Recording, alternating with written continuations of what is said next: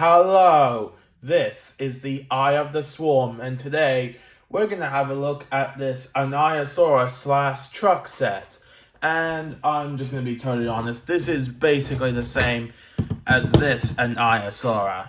I do like the color scheme a bit more, but there's not much to say. Click here if you want to see what this guy is all about.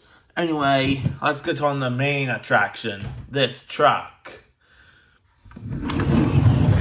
One of the features, if you press this, it flips over, which I find pretty cool. And also the hood comes off, which helps you put human people in here, but there aren't any in here. Anyway, it also has this grabber thing, making it similar to the Snaggers from the Lost World Jurassic Park, which I'm surprised is not part of that. Anyway, just place a dinosaur here,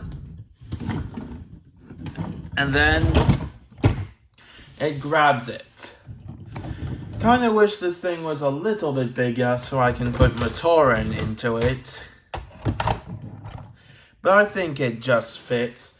Anyway, you know what to do. Like, comment, and subscribe.